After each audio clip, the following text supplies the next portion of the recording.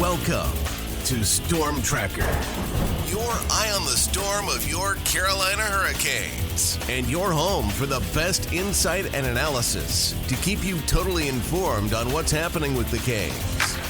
Whether it's the latest news on the ice or off the ice, we've got you covered. Now let's begin. Here's your host, Tom Ray.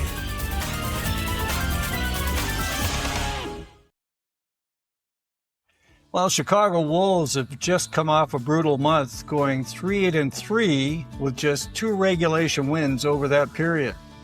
The top line of Bradly Nadeau, Ryan Suzuki, and Justin Robidas, which was on a tear in January and February, has chilled. There are questions with the decor, and goaltending has become a major area of concern.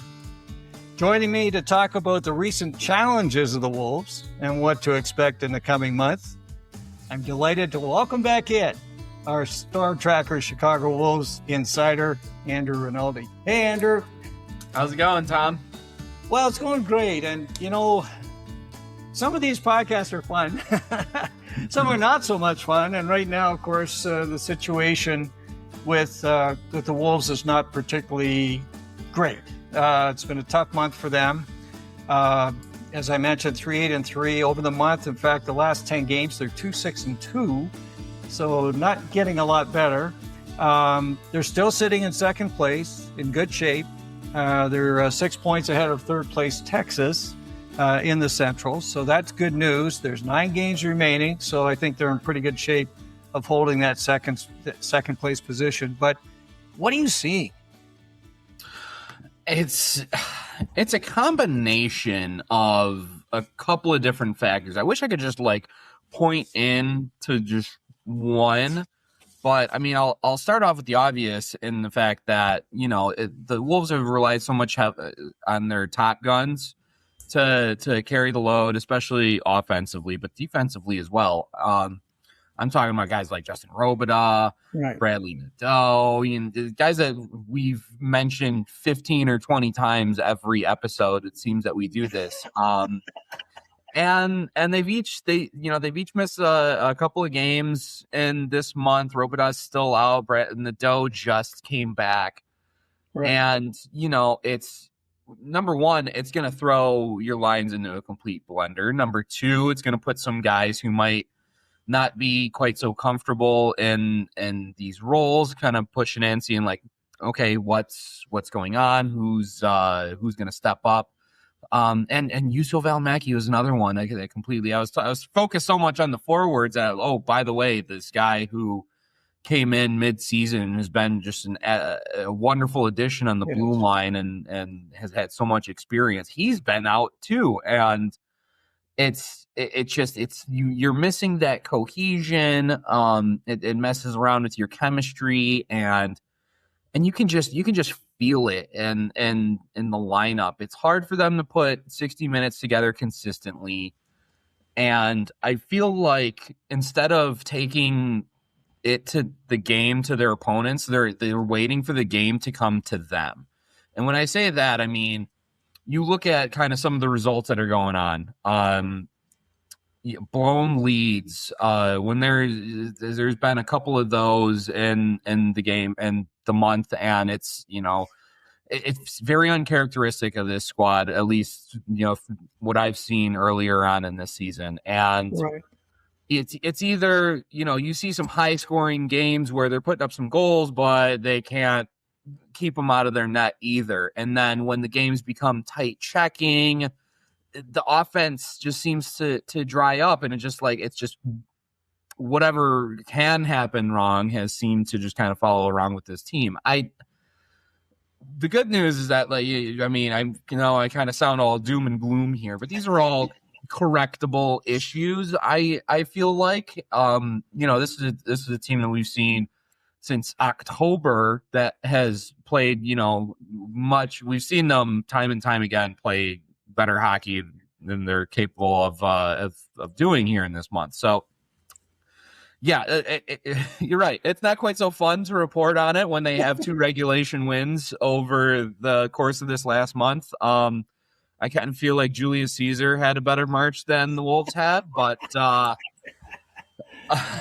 yeah, again, it's I feel like you'd rather have these issues to be able to correct now than in the first round of the playoffs. But they're kind of running out of time on that, Tom. Well, it's definitely the Ides of March to be concerned about here, because not a great month for the Wolves. You talked a little bit about lines going in a blender. If we take a look at the lineup for this most recent game, you had Noel Gunler, who jumped up with Bradly Nadeau and Ryan Suzuki, and Gunler's been playing some better hockey, so that's interesting. You had the line of Felix Unger Sorum with Philp and Neuchev, which has been together for a while. Mm-hmm. And then you had Evan Vierling joining Slavin and Brindamore in that third line. And then, you have Pavlichev and a variety of others who kind of come in and out on that fourth line. What did you see with that? What are you thinking? Throwing some darts against the wall and seeing what sticks. I think you see the foundation of what has made this team successful, and I think for example, I don't think Brindamore had anyone on his left side other than Josiah Slavin the entire year. And that has been, I think that's been a critical part of the Wolves' success, just kind of, what you're getting out of that line. And yeah, I think Evan Vierling has spent a lot of time on the right side there, and it gives you an anchor in the lineup where you can depend on these guys, and you're kind of have to tinker around with what works everywhere else. You're missing Justin Robidas, who brings so much to this squad, just outside of gathering points. He kills penalties. He's tenacious along the boards and in front of the net. What he can bring to your top line, your top. It's easy to just say, okay, Noel Gunler, go out there and get after it, and he's gonna play his game and he's gonna do what he does. But how do you bring that energy to that spot? And you can toy around with a couple different guys and a couple different looks. And I know Coach Anastas has done his best to kind of get the boys going when it kind of feels like the tires have been spinning in the mud there. At the end of the day, you just got to kind of battle through it. Again, I've said time and time again, no one in this league is going to feel bad that, you've had a couple injuries, you've had a couple call-ups. Okay, Iowa's been playing with the ECHL lineup the whole year. So they beat you twice, too. So no one's making any excuses anywhere. You got to show up and you gotta bring it for 60 minutes every night. And this team is just kind of, not that they've forgotten, I don't think, how to do it. We've seen what they're capable of doing again. But it's just kind of one of those things. Sometimes you just got to take it back to the drawing board. You got to simplify your game. I thought we'd kind of step out and talk a little bit about the players and just see what we're thinking about them. I've kind of put them into categories now, and I have fun with it. I did that with Spiros, and he kind of laughed. So the first group is the Fab Four, and I think it's pretty easy to know who these guys are, and that's Felix Unger Sorum, Bradly Nadeau, Justin Robidas, and Domenick Fensore. And all those guys, three of them were on the All-Star team, and the other guy is quite a story. But I thought we'd start with Felix. And, Felix having a resurgence. His last 11 games, he's got 11 points. Here's some things that were said about him. And I thought this was interesting because it mirrored a little bit about what Spiros was saying. When they looked at his play, how does it happen that all of a sudden he's having so much success, right? You kind of say, what changed from last year? Because he had a real tough first year with the Wolves. And some of us were wondering if maybe he was going to not be the player that he showed a couple of years ago in camp when everybody was oohing and eyeing, wondering if he was going to make the team, one of those situations. And the big thing is that he's worked on lower body strength. Okay, so this is something that you often hear folks building upper body. He's been building lower body, and he wanted to be able to, win 50-50 battles. He wanted to be tougher on his skates. And here's what the Wolves strength and conditioning coach, Jack Rinzel, said. And I thought it was really interesting. He said, you look at when we started the year in October, and the biggest need that we found that was going to help him the most was just getting stronger in general. He's much more powerful, stronger, and faster now. And you can see that in his game and with his playing style. So that's interesting. So they, again, with these players, particularly the prospects, as you know, Andrew, they have a plan, right? So you got to go and work on this in the summer, and we want you to be stronger and faster and first step quickness, and all the stories. And so they had a plan for Felix, but boy, it seems to be working. And what are you seeing with him? He's still going, right?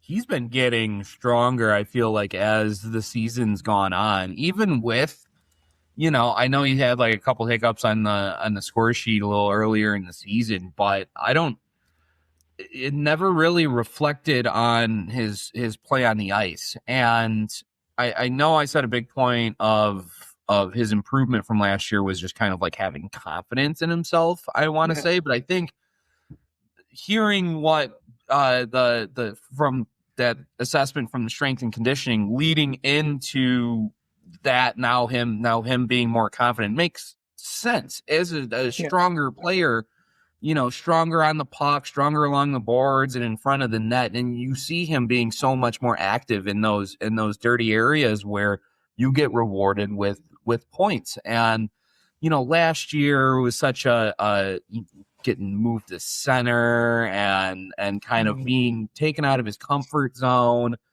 I felt like he never really got comfortable, didn't really have that confidence, hung around the perimeter a little bit more than I would have liked. And he just seems like a completely different player this year. And it's really starting to reflect on the score sheet. It's good to see that despite, what the team's results have been, that he's been able to maintain his own personal success there as well. So it's been an absolute joy watching him grow and continue to grow and become a more mature rounded player.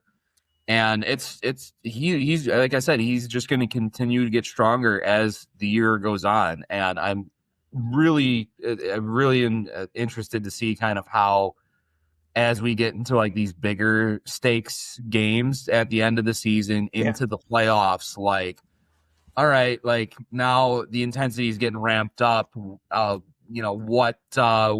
next in his bag of tricks? And I think the Wolves are going to lean a lot on him to continue to provide that secondary scoring underneath that top line and continue to give the other team fits defensively. And it's been a lot of fun. I've been singing his praises all season long, and I'm going to continue to do so until he gives me a reason not to. Well, I think you picked a good one. And, as you know well, Andrew, Felix Unger Sorum sees the ice so darn well. He's got a huge hockey IQ. He's just a guy that really, he gets it. And now that he's getting stronger and can, get in there and battle and do the things he does, I mean, it's just going to make him better. And he said recently, I mean, he just sees himself as a great setup guy. And right now he's sitting at 13 goals and 43 assists in 63 games. So what a difference over from last year. It's huge. And he's sitting in 13th place in the AHL in scoring. Still just 20 years old, by the way. And I think we need to underscore that as well. So I think Felix Unger Sorum has brought himself back into the mix of top Canes prospects for sure. And that's exciting stuff. The top prospect we'll talk about for a couple of minutes, and that's the show, Bradly Nadeau. He turns 21 in May. He's been out. He's kind of been in and out a little bit. It's been tough for him. He's still got 51 points in 48 games. He's a plus 16, and that was the biggest thing that Spiros talked about is how much he has grown defensively. He said he plays a heavy game. He's defensively tremendous. Of course, he's won a ton of awards. He's an all-star. He's everything. Where are we with this young man?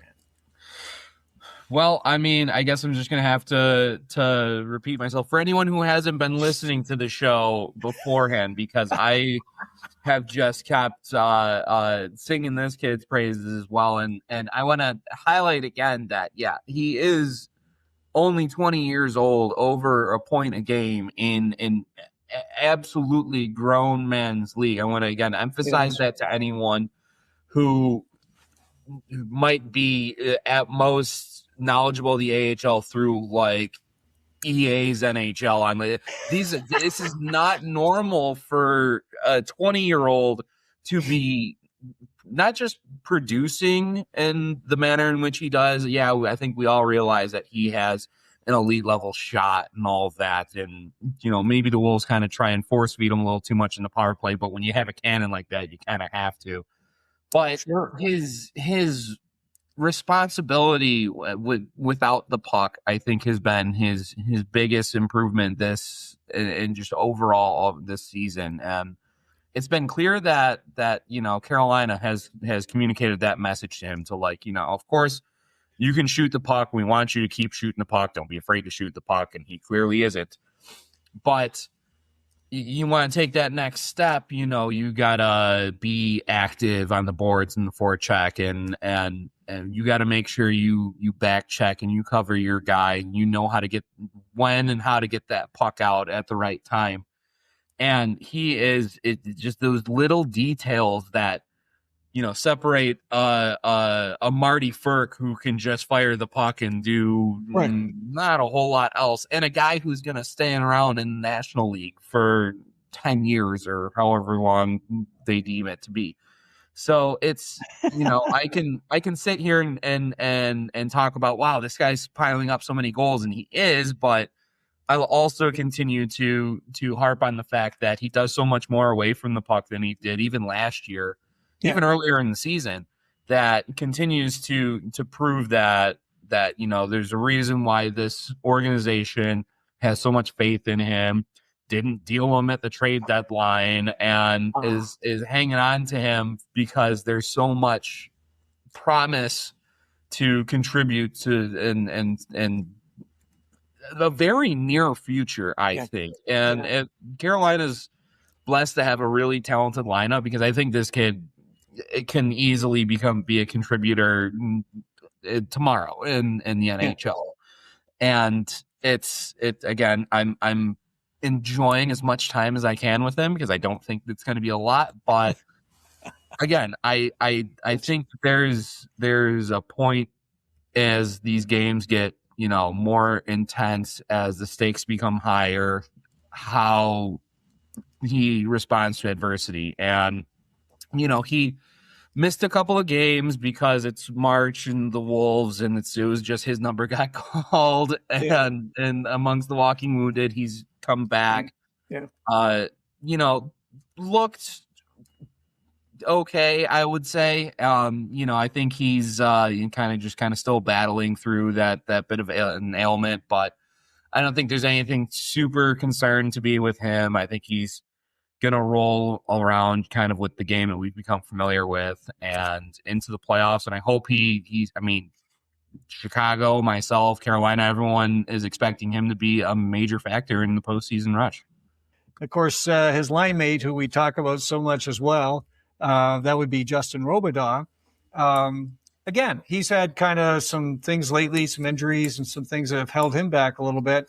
But look, he went through a 19-game stretch earlier in the year, which you and I talked about, which was just ridiculous. 16 goals and 11 assists in 19 games. I mean, that was just ridiculous. So if he's taking a few games off now, I get it. He was an all-star, of course. Last year, he had 20 goals, 35 assists, so 55 points. This year, he's already got 57. And he's tied for 8th in the AHL in scoring. So, and he's plus 18. So he's he does it all. Spiros raved about a couple of things with Justin as well in the last podcast we did, where he basically said, look, this guy, he's a student of the game. He thinks it so much. He really understands how to play. He wants to get better desperately. I think it's great. And so, Robidas, another one of the pillars. And I've loved his game since day one. It's one I think that can translate to the big club. He's not, just a guy overly reliant on one aspect or another. It's not like he's just like a great playmaker and kind of slacks in some of the other areas or anything like that. He's just he's just a workhorse. And I made mention on one of my earliest episodes here on the Storm Tracker when I said he plays a very mature game for his age. He does. And just how relentless and dogged he is on the puck. It just, you can't teach that motor. It's just that instinct, that dog that you have inside of you that just has a nose for where to be in the right time and to just make the right play. And when the coach can rely on you to not have a brain fart on the ice in certain areas, like it's such a good quality to have, that dependability. And he's been the rock, I would say. And I don't think it's a coincidence that this team's been struggling a lot with him out of the lineup. Yeah. And I agree with Coach in saying, this guy has a good future in the league ahead of him. And again, it's another one of those. I'm grateful I get to watch him here in Chicago for a couple of years as he continues to mature into that player that I think we all recognize is going to be a pain for teams up and at the next level. Well, as Nick Bass would say, he's a short king, which he is. He's a short king. But the thing I like about Justin Robidas, he's very stocky. So he's not easily pushed off his skates. He's not like, you look at Logan Stankoven and he's still pretty light. You bring a guy like Justin Robidas in and he's solid on his skates and he's got a very solid lower body, strength so that he can go in and play in those tough areas too. So, yeah. I think he and Nadeau are going to be critical as they head into the playoffs. This is going to be something to watch. And earlier in the year, as we talked about a number of times, they were just terrorizing the league. I mean, literally terrorizing the league. So we'll hope they can get back to it.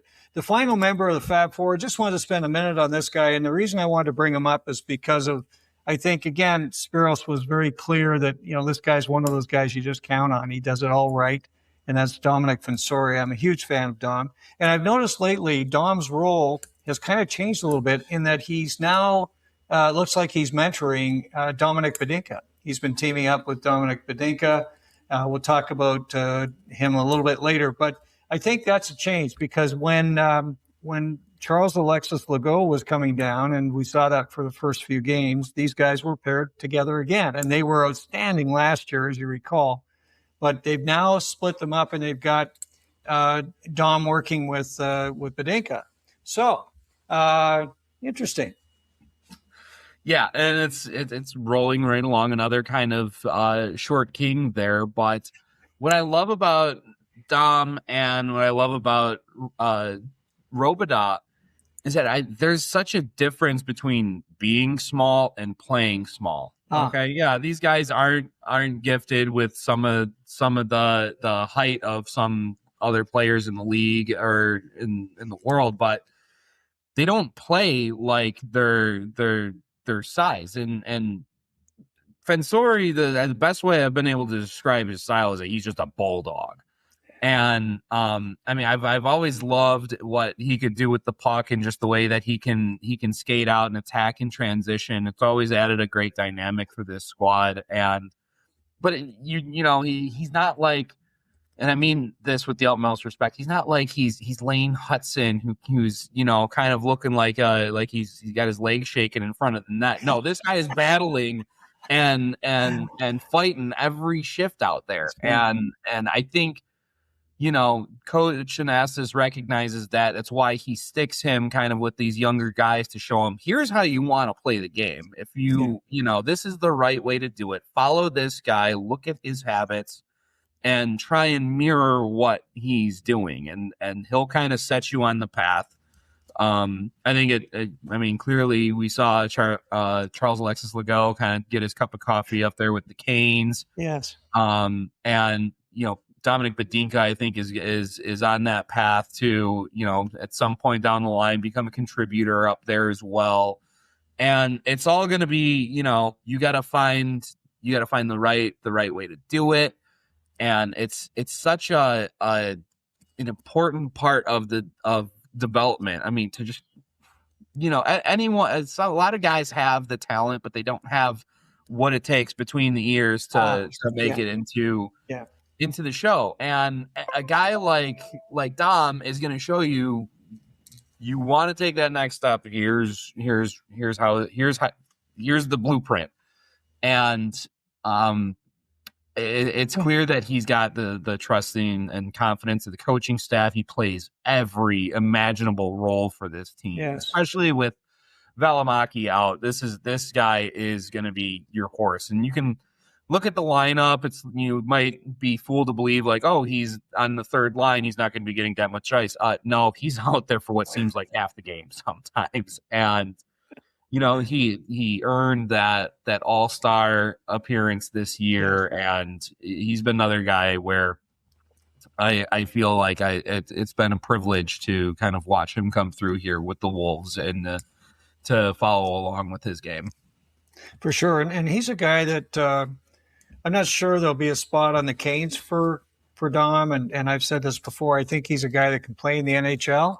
And I think there are teams that will probably come calling in the summer. And maybe there'll be an opportunity for Dom somewhere else.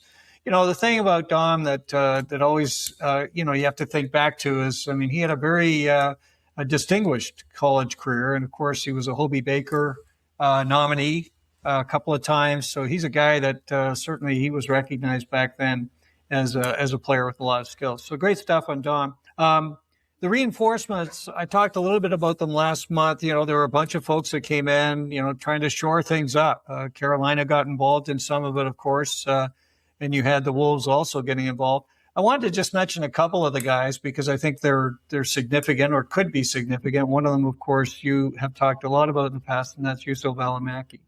Valimaki, again, he's a guy that was drafted in the first round by Calgary, 17th overall, so he's got a great pedigree. He's had some good success in the NHL, particularly with Arizona. But injuries have been kind of the bane of his existence, and we see that he's injured again. But he's been on a tear point-wise with the club and has been playing well. Yeah, you saw why this guy had a role up in the National League for such a good time and was a dependable player up there. And I remember in the Western Conference Finals in that Calder Cup run when he was on Stockton in front of Dustin Wolf and was just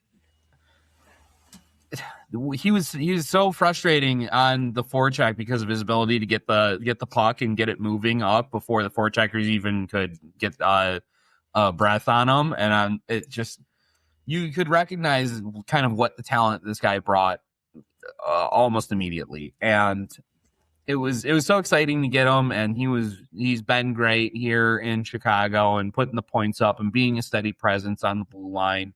And kind of being another guy that's like, hey, if I've been to the show, if you want to make it there someday, here to kind of follow his lead and he'll take you there. And again, I don't think it's kind of the same thing with Robidas. I don't think it's a coincidence that Valimaki leaves the lineup and kind of this team's kind of struggling to get the puck moving, especially from the blue line. So it's. Again, it's kind of an unfortunate story of the game where you have a guy with all this talent just can't seem to stay healthy. Yeah, you hope to have him for the postseason run,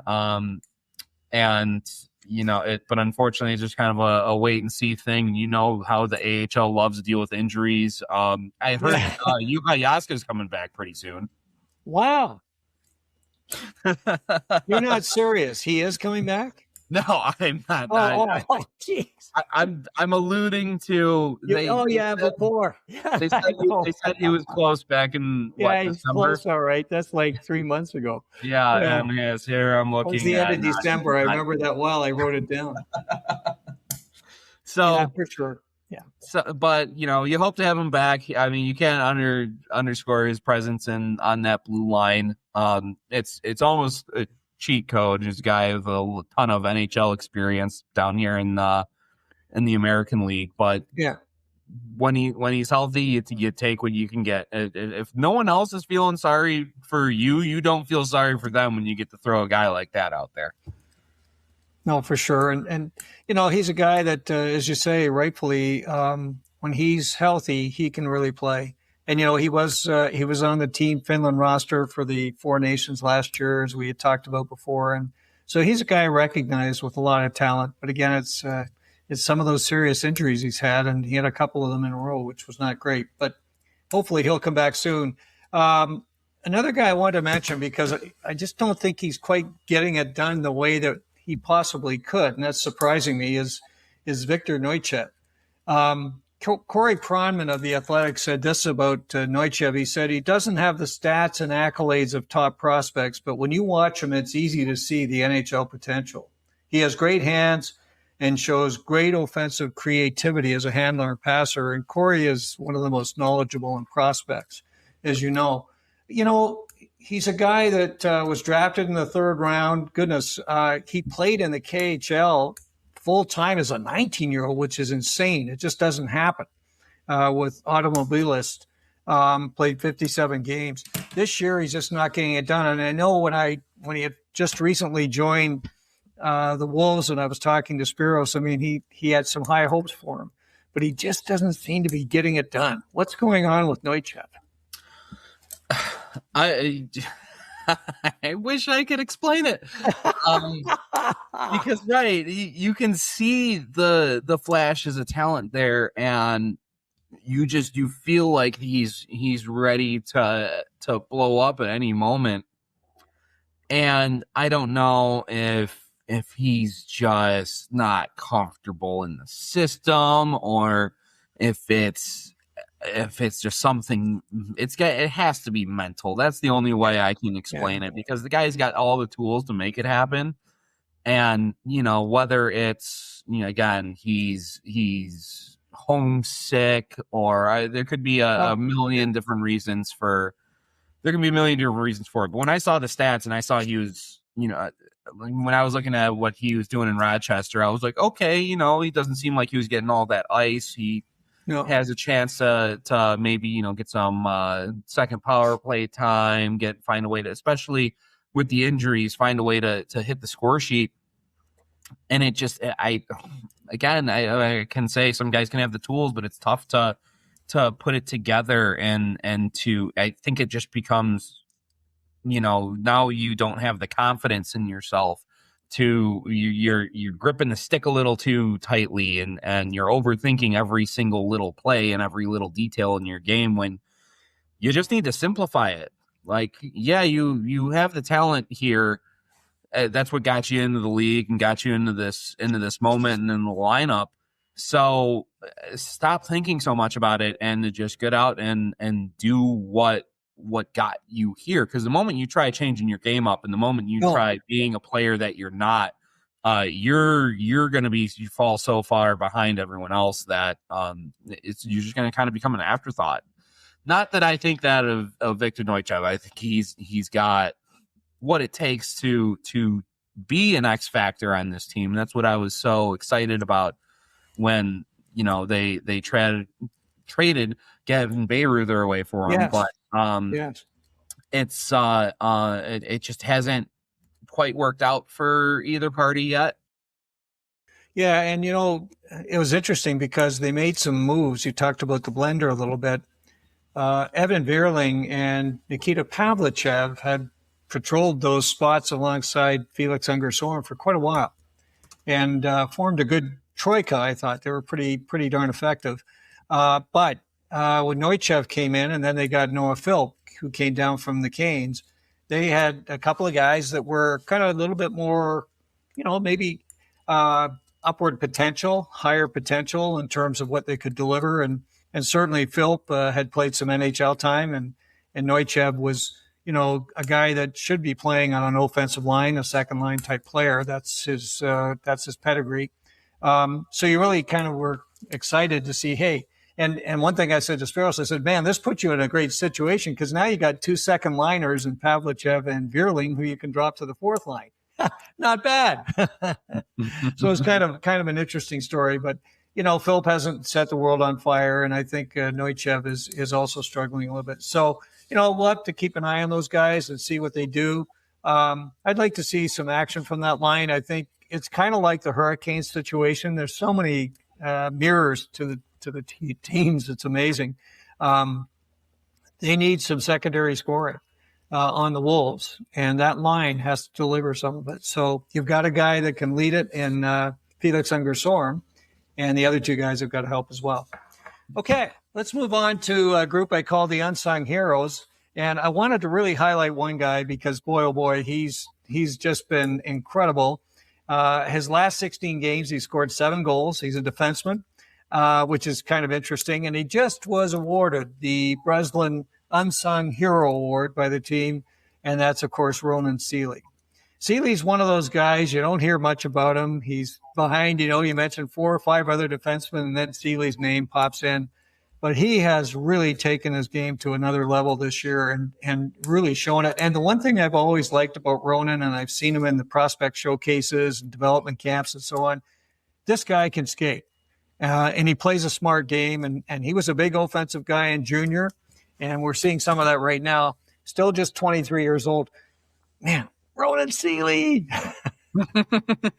He is unsung, but I kind of don't. It's not that I don't understand how he manages to fall into that, because he's played, top line on this defensive pairing for what seems like all season long, and he's just been so dependable. But he's not, unless recently, which is kind of the goal scoring has started really kind of showing itself. But he's not a guy who shows up on a lot of highlight packages, and if you're not paying attention to the little details in his game, and it's like, wow, that was smart. That was a good play to get away from the forechecker there. It's hard to really show out if you're just a highlight watcher, but he's been just steady. There's a steady calmness that I really like about his game, where he doesn't really get rattled, and whether it's, a guy barreling down on forecheck or what, but he's been here with the squad since, I want to say 23. I think the year after the Calder Cup was his rookie season. And, so which feels like a lifetime ago for me, but he's just been that steady presence back there that can kind of, when the boat gets rocking, which it has been for quite some time this month, he's a guy you can rely on to kind of steady it, take the, let's lower the heartbeat down a little bit here and not quite get ahead of ourselves. And I've really appreciated what he's been able to bring down to that blue line. I think I think it was a deserved award. Unsung, I should probably sing more about Ronan Seeley, and maybe he won't be so unsung. But, he's been a great presence on that blue line for the Wolves this year. Well, and the 2 guys that kind of the runner-up in 3rd place on the Unsung Award were not a surprise, and we've talked about them a lot too, and that's Evan Vierling and Nikita Pavlichev. And last month we were doing the Unsung Heroes with Spiros, and I did not drop Pavlichev in there. I had him on the list, but we were kind of moving along, and he came back later on and said, I've got to talk about Nikita Pavlichev and the work that he does. And again, he's on pace for his best season. Pavlichev, Vierling is having his best season. And we had talked a little bit about Evan before, and he's a guy that came out of junior. He had a big year in juniors last year in Barrie, and that's a great program. I happen to be from Barrie, so I can share about that a lot.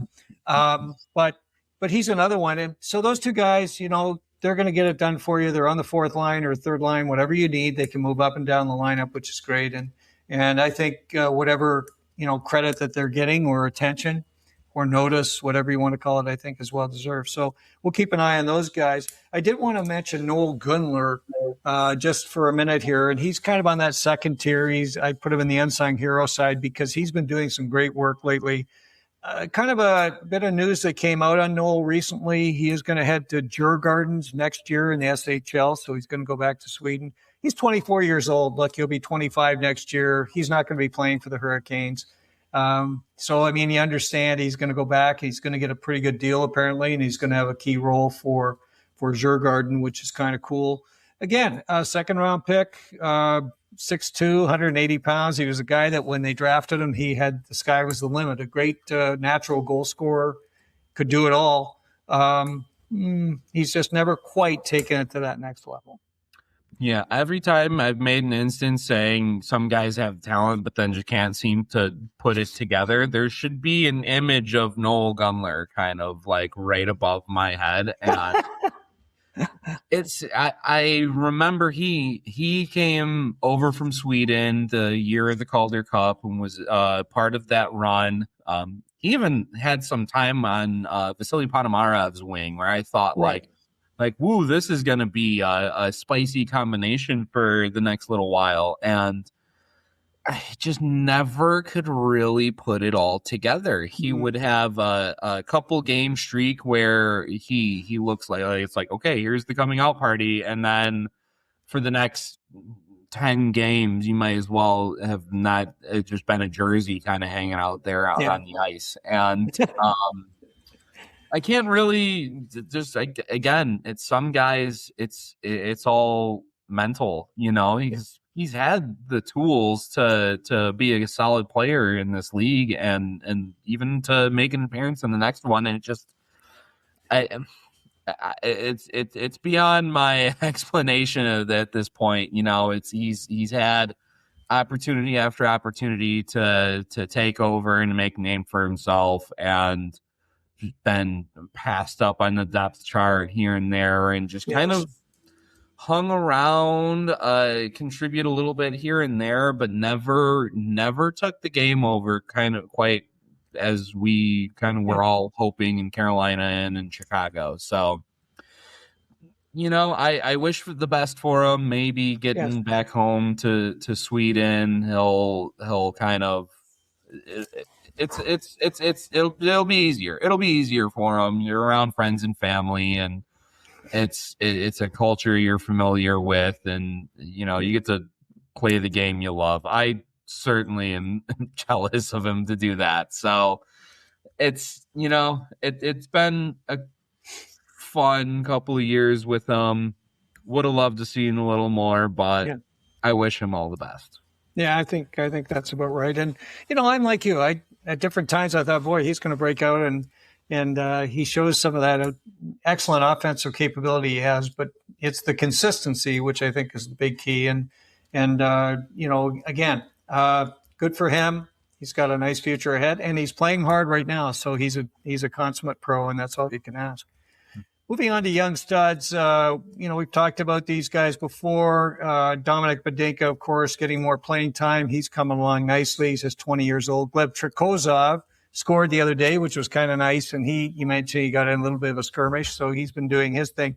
But I really wanted to highlight the signing today of Charlie Serrato to a PTO. So he's going to have a tryout with the Wolves. Serrato, 21 years old. Again, he's been doing very well the last couple of years with Penn State. This year was a bit of an injury tough year. Last year, in 38 games, he had 42 points, so he was really coming on strong. And at the start of this year, he was actually leading Penn State in scoring alongside Gavin McKenna, who, of course, is one of the top potential draft picks this year. He's kind of rated in the top 2 or 3. So they have a guy that, you know, that they were really looking at. And here's Serrato, who was going about his business. And Serrato is an interesting player because he kind of plays older than his age. You know, he's not an 18-year-old trying to come in or a 19-year-old. So he's a guy that's had a little bit of time to kind of grow up. He's 6 feet. He's 190 pounds. So he's not a little guy. He plays a heavy game. He likes to get in. He likes to make things happen.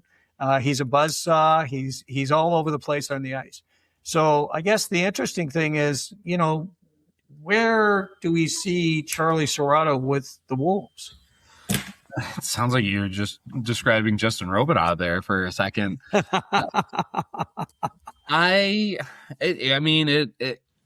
It's up to Charlie. Really, is kind of what the way I look at it. Right. I mean, if the Wolves are still going to be, struggling along with kind of putting their forward lines together, and if Victor Neuchev is still going to be in that second line spot and not providing the way that we kind of thought that he was going to, they'll ease Charlie in for, a couple of games and kind of see what's going on. And if, again, as I was just talking about grabbing opportunities, if this guy has that hunger coming out of college and really kind of establishes himself early on, I think there's certainly an opportunity there to move up into the lineup and really kind of establish himself into a good middle six role here on this team. And it's up to him. If he comes up and wows the coaching staff and forces their hand, like, I'm playing too good, you can't sit me. It's there's certainly hasn't been a ton of roadblocks ahead of him the way that this team's playing this past month. And I would give him the chance to go out and kind of challenge the rest of the lineup as well. If this guy is going to be coming out of college and is going to, he wants it. Are you going to let him take your spot in the lineup, or are you going to go out there and are you going to play a full 60 minutes and not blow a lead or not chase the game around and wait for it to come to you? Go out there and take it. So I think this might be a kind of a good thing for some of the other guys in the lineup to splash some cold water on their face and kind of get things corrected that they might have, kind of let slip away from them these last handful of games here. And again, I almost said the ball's in Charlie's court, but I'll say the puck's on his stick of what there happened. There you go. Well, Charlie is the number one center prospect for the Hurricanes right now, for sure. And they surprised a lot of folks drafting him last year in the second round. I mean, he was not kind of positioned there at all. And the Canes went and kind of made some interesting moves with him and some others. I think it's going to be interesting to see him, and I think he could be a nice shot in the arm for the Wolves as the Wolves get set to go into playoff hockey. If they can get some of these other walking wounded back and add a guy like Charlie Serrato, thank you. Some of the other teams are doing the same thing, as you know. Porter Martone is going to be playing in the AHL. There's two or three other guys that we're going to hear about that are top drawer NCAA players this year that are going to jump into the AHL for a period of time. And I think in some cases for the parent team, they just want to get a look at them and see, hey, are they going to compete for a spot next year on the roster?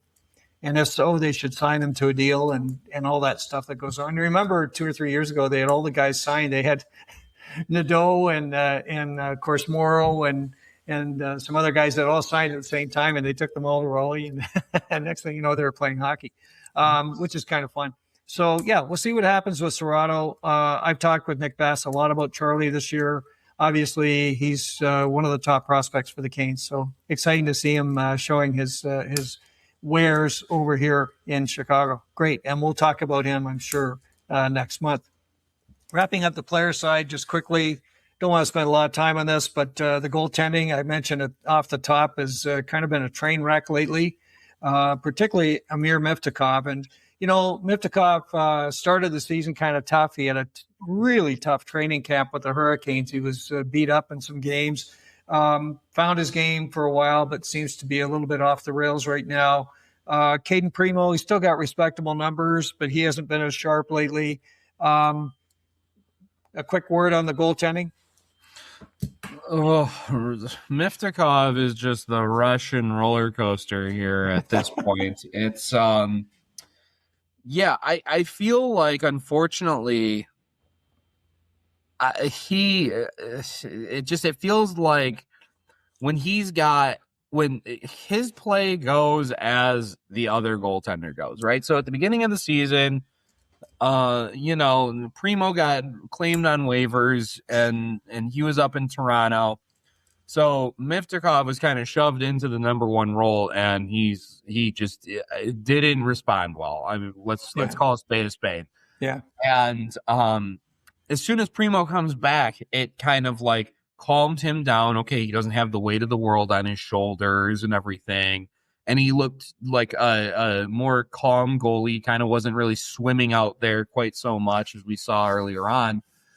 And now Primo at the end of February kind of went through a pretty big struggles, kind of cleaned up some of that stuff, but he's both kind of faced some high quality shots, and his just kind of not quite looked the same as he had earlier in the season. Given up pretty regularly, at least 3 goals a game over the last month.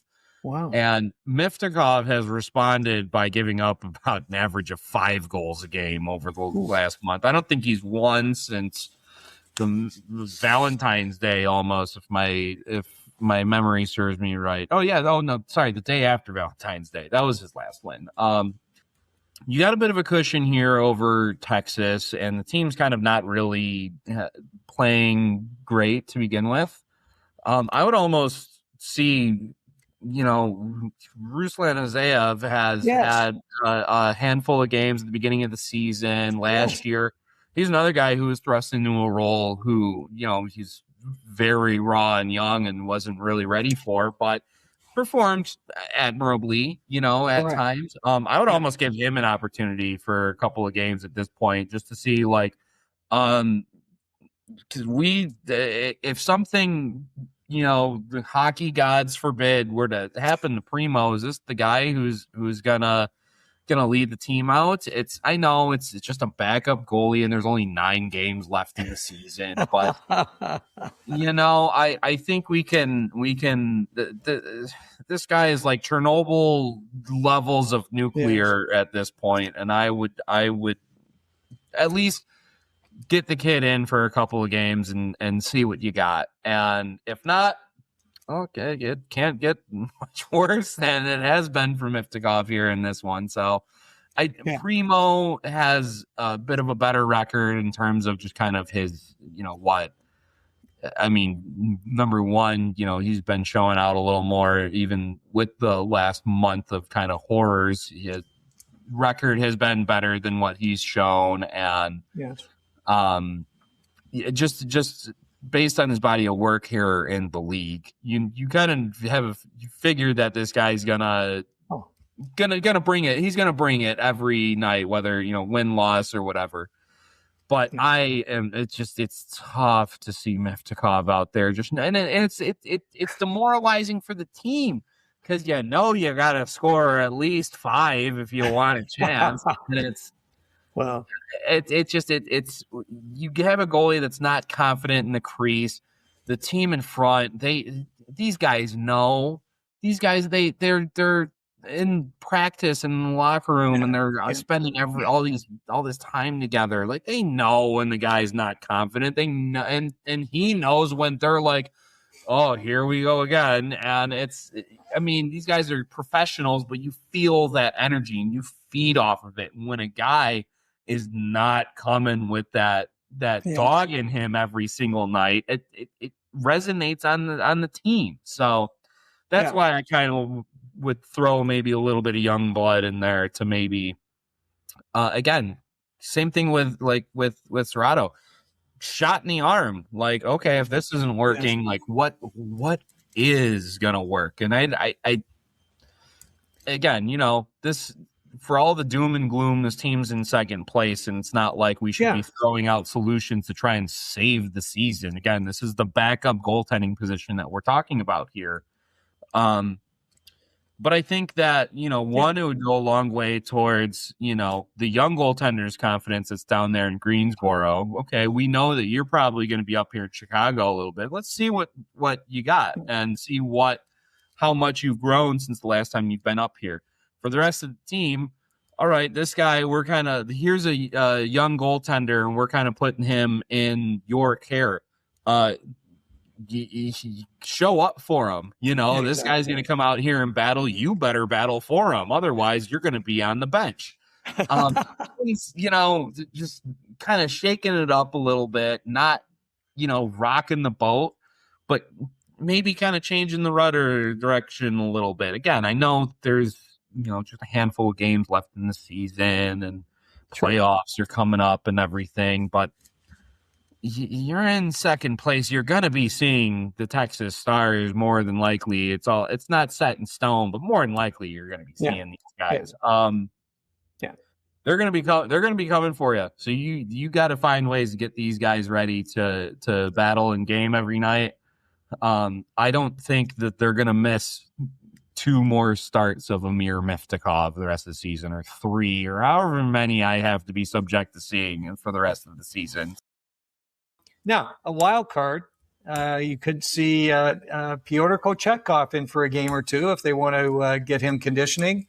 If he returns, and there's all kinds of different thoughts as to whether he might see some game action before the end of the season, and I would fully expect that the Hurricanes would send him on a conditioning stint down to Chicago. So you might see Pyotr back, and I think there'd be some fun discussions, and I'm sure Stan Dubicki would be really happy to have his old buddy Pyotr back in Chicago. So interesting story. We'll see how that plays out. Okay, just some closing thoughts. Injury status is a big thing. I did notice that along with Serrato's PTO that the Wolves have called up Blake Biondi from the Gargoyles, which is great. And he was doing well. He had 25 points in 27 games. And we had talked a lot about Blake before. I'm a big fan of his. He was Mr. Hockey in Minnesota in 2020. That's pretty cool. That's the top high school hockey player in the state. So there have been some others that have gone through. You could recognize them. They play in the NHL. So it's a pretty lofty award for him. And so he was a 4th rounder with Montreal. He's a guy that's got a great pedigree. He's 6'1", 200 pounds. He does all. I just expect him to come in and play. So we'll look forward to his ad. But, I think that's the key as we look forward. I mean, it's going to be adding players, players coming back, trying to get the lineup set for the playoffs. And I had talked to Spiros about the D-Corps, which is loaded when everybody's back. Of course, they had received players like Nystrom and Legault, and of course they added Valimaki and Foote. So they had a lot of guys that they could really shore up the blue line with. What are you looking? We've got a couple of games against Texas right away. Those are going to be interesting. What are you looking for the month ahead? Well, yeah, those Texas games are certainly circled on the schedule. Again, there could be a scenario where Manitoba could jump over them in the standings, and they're going to have to go up to the Great White North to open up their playoffs. But I got a good feeling it's going to be Texas. I mean, they've been just an absolute menace for this Wolves team, especially they had a couple times where they just kind of kicked them around this month. And here's a chance at kind of not just getting revenge for those butt kickings, but setting the tone. Again, if you're going to be seeing this team very likely in the postseason, you gotta show out and tell them we're not gonna be pushed around. Kind of quite what happened in March, and this is gonna be a new month. Yeah. It's gonna be a new squad with a new mentality. Again, don't let the game come to you. Go out and take it to them, and then after you've taken it to them, don't just let off on the gas pedal. Keep taking it to them. And I want to see kind of some more of that, of kind of just more positive shifts and stringing them all together to put a complete effort in. There's been a lot of good, as we've talked about on individual performances here and there, but everyone kind of has to kind of pull on the same rope at the same times. And it's of all the doom and gloom that there's been this last hour, none of these issues are incorrectable. Right. And this team has played long stretches of great hockey, and I think that that's really what I'm looking forward to. What the results almost don't matter. I mean, yeah, I'd love to see some wins, but just kind of getting back to that brand of Chicago Wolves hockey and just, what I've seen earlier in the season, just the puck possession dominating in the other team's zone for long stretches of time. More of that would be great. And tune it up, see if, some of these young kids coming in will step up and make a name for themselves, and dial it in, because the playoffs are coming, and it's no prisoners are going to be taken. There's no more room for passengers. It's all hands on deck. Yeah, and I believe if there's someone that can do that, is the leadership role of Spiros Anastas. I believe very strongly in Spiros, of course, and I think he's the right guy to get them back firing on all cylinders. And so much of it is just getting the players back and getting them kind of back into their mojo again and playing the way they can. And, they're coming back from injuries. It takes 2 or 3 games here or there to get their wheels going, or whatever the case may be. But hopefully they're all back soon. And the other thing, I mentioned this as we kind of wrap that part up, is that if they get into any tough situations, they've got Turcotte and Giovanni Smith available. So they've got a couple of guys that can come in and play that heavy role, and just as the Canes did with Nicolas Deslauriers. So they've got some guys that can shake things up if it gets tough in any of the opposing berms. So lots of fun.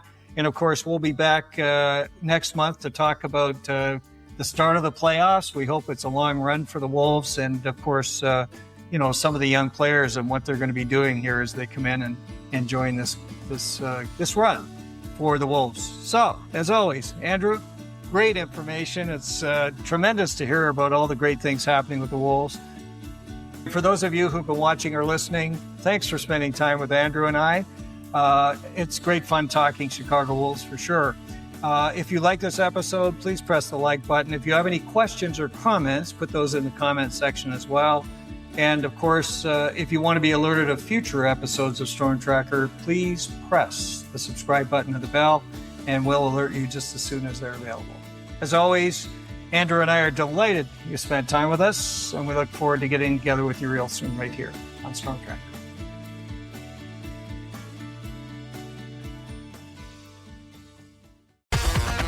Thanks for listening. Be sure to like, subscribe, and tell your friends for everything with the Canes. You need Storm Tracker.